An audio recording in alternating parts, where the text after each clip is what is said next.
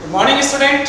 Last class में हमने बेटा वेक्टर स्टार्ट कर लिया था और वेक्टर में हमने सबसे पहले क्वांटिटीज पढ़ी थी। दो टाइप की quantity, scalar quantity and vector quantity. ठीक है, स्केलर क्वांटिटी जिसमें केवल हम मैग्नीट्यूड की बात करेंगे, डायरेक्शन से हमें लेना देना नहीं होगा।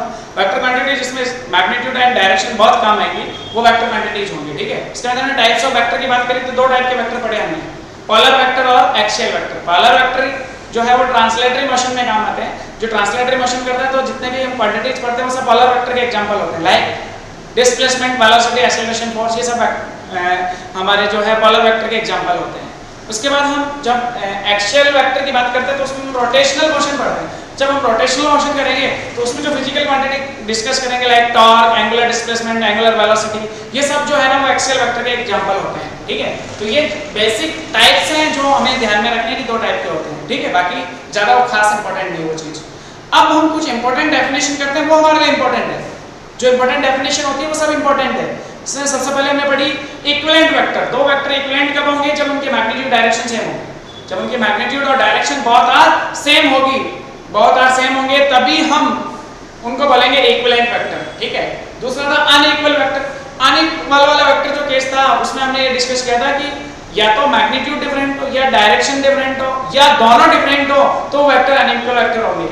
ए vector and B vector unequal तब होंगे जब दोनों की डायरेक्शन या तो डिफरेंट हो या दोनों का मैग्नीट्यूड डिफरेंट हो या दोनों डिफरेंट हो, उस केस में उन्हें अनइक्वल वेक्टर बोल देते हैं। तीसरा केस जो हमने डिस्कस किया था बेटा वो था हमारा ऑपोजिट वेक्टर। वो हमारे लिए इंपॉर्टेंट है। ऑपोजिट वेक्टर वो वेक्टर होते हैं जिनका मैग्नीट्यूड सेम होगा, डायरेक्शन ऑपोजिट होगी। जिनका मैग्नीट्यूड सेम होगा, डायरेक्शन ऑपोजिट होगी, उस वाले केस को बोला जाएगा ऑपोजिट वेक्टर। इसको हम बोलते हैं ऑपोजिट वेक्टर, जिसमें हम माइनस साइन लगाते थे। हम लिखते थे a vector equals to minus b vector, where minus sign जो है वो रिप्रेजेंट करता था डायरेक्शन ऑपोजिट है। a वेक्टर और b वेक्टर की डायरेक्शन ऑपोजिट है। उसके बाद हमने पढ़ा जीरो वेक्टर। जीरो वेक्टर का मैग्नीट्यूड जीरो होता है। ठीक है, सिंपल था। उसके बाद हमने पढ़ा यूनिट वेक्टर। ये इंपॉर्टेंट था। यूनिट वेक्टर रिप्रेजेंट करता है direction of vector. Unit vector से हम किसी भी वेक्टर की डायरेक्शन को रिप्रेजेंट करते हैं, जिसका मैग्नीट्यूड हमेशा 1 होता है, जिसका फॉर्मूला होता था a cap equals to a vector अपन उसका मैग्नीट्यूड। ठीक है, x एक्सिस की डायरेक्शन को हम i कैप से डिनोट करते हैं, y एक्सिस वाली को j कैप से और z एक्सिस वाली को हम k कैप से डिनोट कर लेते हैं। बहुत जनरल बात थी। तो इस टाइप से हमने कुछ बेसिक जो वेक्टर का था वो स्टार्ट कर लिया था लास्ट क्लास में। आज भी हम थोड़ा सा बेसिक ही पढ़ेंगे बेटा।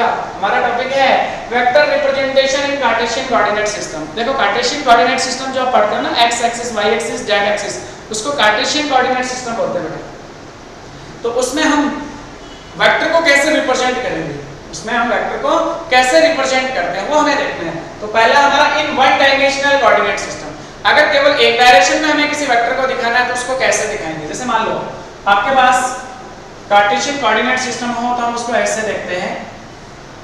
इसको आपने बोला x एक्सिस, इसको आपने बोला y एक्सिस, इसको आपने बोला z एक्सिस। इसका ये सेंटर होता है ओरिजिन 0, 0, 0, ये आपका ओरिजिन होता है। ठीक है, ओरिजिन से अगर मैं x एक्सिस में कोई वेक्टर रिप्रेजेंट करूं, जैसे सपोज a वेक्टर इस डायरेक्शन में रिप्रेजेंट करना है, जिसका कुछ मैग्नीट्यूड होगा इस डायरेक्शन में, इसकी डायरेक्शन को i कैप से डिनोट करते हैं, तो a वेक्टर को लिखा जाएगा a vector equals to a vector का मैग्नीट्यूड a लिख दो या magnitude of a vector into i cap. ये 1D में रिप्रेजेंटेशन हुआ केवल एक पर्टिकुलर डायरेक्शन में, तो a i कैप इस तरह से रिप्रेजेंट करेंगे। कार्टेशियन कोऑर्डिनेट सिस्टम में वन डायमेंशनल जो है या वन डायमेंशनल कोऑर्डिनेट सिस्टम में किसी वेक्टर को रिप्रेजेंट करना हो तो ऐसे लिखेंगे। ये केवल x एक्सिस में रिप्रेजेंट करना, मान लो y एक्सिस में रिप्रेजेंट करना था, जिसे हम डायरेक्शन को j कैप से डिनोट करते हैं, z वैल्यू को हम a कैप से डिनोट करते हैं। अगर किसी वेक्टर को y एक्सिस में रिप्रेजेंट करना है, जैसे इसी को मान लो रिप्रेजेंट करना होता है a को, तो उसको लिखते हैं a वेक्टर इक्वल्स टू उसका magnitude a into j cap. j cap बता रहा है direction, direction of a vector, direction of a vector आपने y एक्सिस में ले रखा है।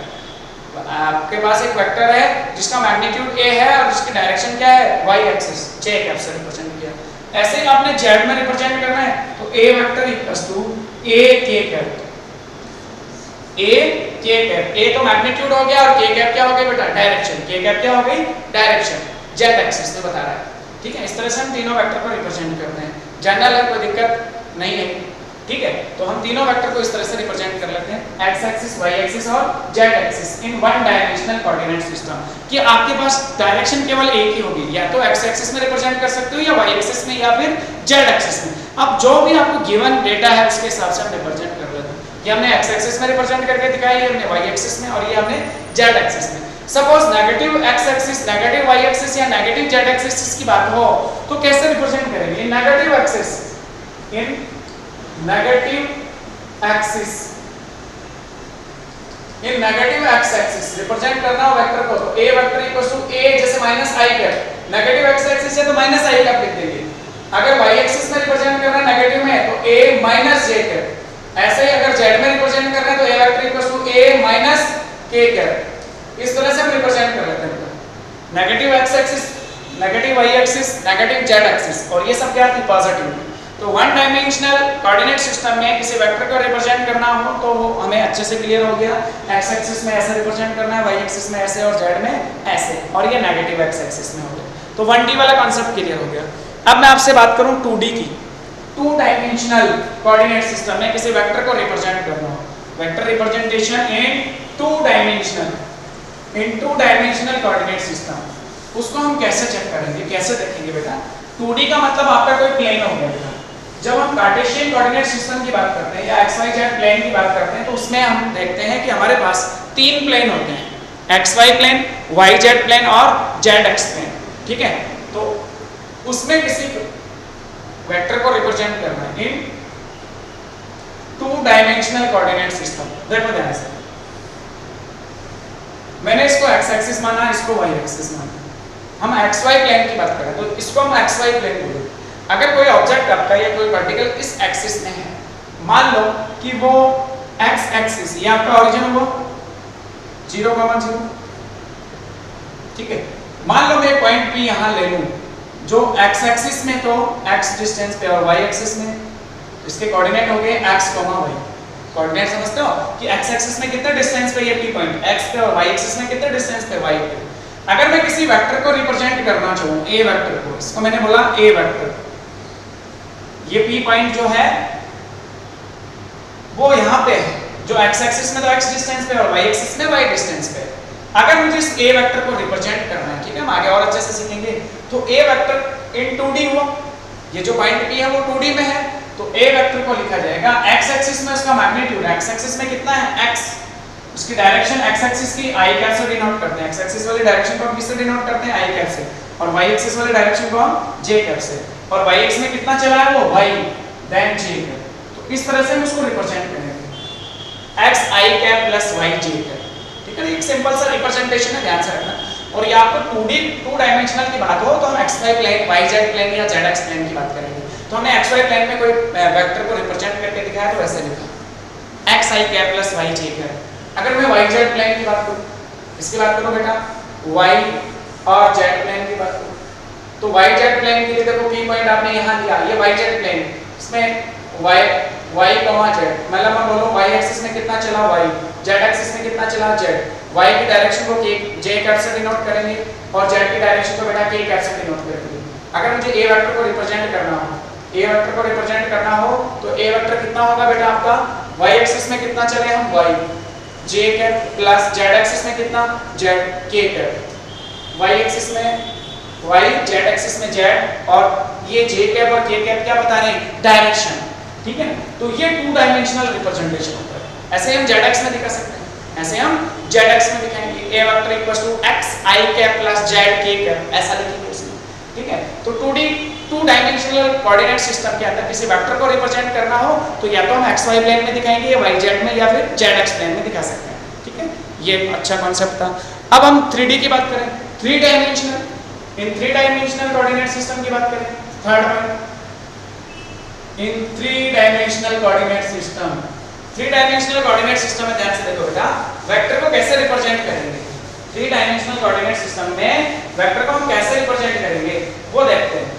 देखो 3D में कैसे रिप्रेजेंट करना है, 3D में तीनों अजीब, मतलब वो तीनों एक्सिस में होगी डिस्टेंस, जैसे हमने 3D के लिए रिप्रेजेंट किया, इसको हमने x एक्सिस मान लिया, इसको हमने y एक्सिस मान लिया और इसको हमने z एक्सिस मान लिया। ये आपका ओरिजिन है, सेंटर 0,0,0। सपोज एक पॉइंट P यहां कंसीडर किया हुआ है, 3D में है ये, जो x एक्सिस में x डिस्टेंस पे, y एक्सिस में y पे और z एक्सिस में z पे।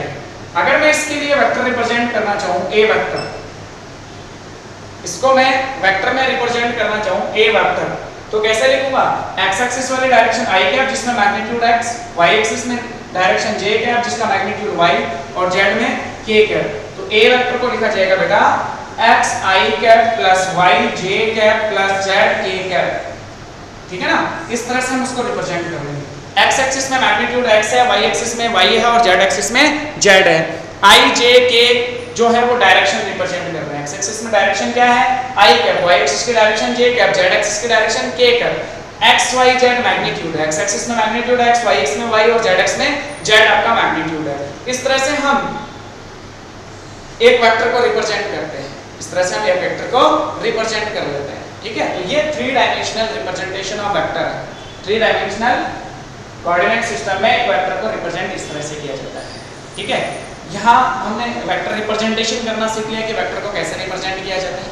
अब देखो हम थोड़ा सा डिस्कस करते हैं आगे कि मान लो कोई वेक्टर को रिप्रेजेंट करना हो एक्स वाई जेड में और कोई एग्जांपल आपसे डिस्कस करना पूछे या कि एग्जांपल की फॉर्म में हम देखें, इसको एग्जांपल की फॉर्म में देखें कि कैसे रिप्रेजेंट करते हैं। कि मान लो एक इंसान जो है वो एक्स एक्सिस में 5 मीटर चला, उसका डिस्प्लेसमेंट 5 मीटर है, 5 metre, x equals to 5 metre in x axis,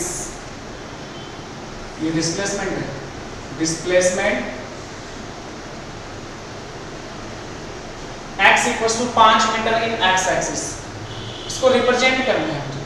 तो मैं लिखूंगा इसको x vector equals to 5 metre, ये तो मैग्नीट्यूड हो गया, x एक्सिस में डायरेक्शन आएगी, ऐसे लिखा हुआ मिलेगा।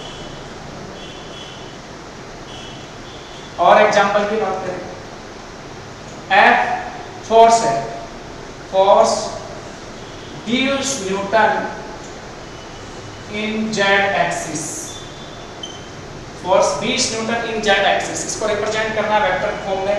तो फोर्स को F से डिनोट करते हैं, F vector equals to 20 newton, Z axis की डायरेक्शन को किससे डिनोट करते हैं, के कैप से, ऐसे लिखा हुआ मिलेगा। सिंपल है, बहुत आसान है, ठीक है। ऐसे ही देखो और एग्जांपल है, ये तो हमने 1D के एग्जांपल है। एक ऑब्जेक्ट जो है, सिंपल बात करें, एक ऑब्जेक्ट जो है वो और यहां से चला 10 मीटर एक्स एक्सिस में, 5 मीटर वाई एक्सिस में, बताओ इसका डिस्प्लेसमेंट क्या होगा, यही हो। 5 मीटर वाई एक्सिस में चल रहा है, 10 मीटर एक्स एक्सिस में चल रहा है, बताओ इसका डिस्प्लेसमेंट क्या होगा, ये पूछा है इन वेक्टर फॉर्म। इसको वेक्टर फॉर्म में सॉल्व करना है, ए वेक्टर सॉल्व करना है। तो ए वेक्टर आप लिखोगे बेटा वेक्टर फॉर्म में tan i cap, x axis की direction i cap, y axis की direction j cap, tan i cap plus 5 j cap. ये हमने 2D डायमेंशन या 2 डायमेंशन में वेक्टर रिप्रेजेंटेशन देखा कि सिंपल एग्जांपल की बात करें। अब आपने देखो रिप्रेजेंटेशन तो सीख लिया कि एग्जांपल कैसे सॉल्व करेंगे। कि मान लो एक ऑब्जेक्ट और यहां से चला 10 मीटर x एक्सिस में चला, पॉजिटिव x एक्सिस में, डायरेक्शन i कैप में, 10 मीटर उसका डिस्प्लेसमेंट या मैं बोलूं मैग्नीट्यूड है, फिर वहां से 5 मीटर y में चला, तो उसका डिस्प्लेसमेंट कितना हुआ, displacement shortest distance between final point and initial point, final position and initial position, तो ये आपका डिस्प्लेसमेंट होगा, ठीक। तो उसकी डायरेक्शन ऐसे होगी और उसको मैं फाइंड आउट इस तरह से करूंगा, 10 metre i cap plus 5 metre j cap, metre में मैग्नीट्यूड, ठीक है ना, डिस्टेंस या डिस्प्लेसमेंट जो है वो मीटर, इस तरह से हम दिखा सकते हैं। क्या कॉन्सेप्ट समझ में आ गया, ये वाला इजी होता है, ठीक है ना। और भी हम क्वेश्चंस करेंगे, वो बाकी नेक्स्ट क्लास में डिस्कस करेंगे बेटा। आज के लिए इतना ही काफी है, थैंक यू।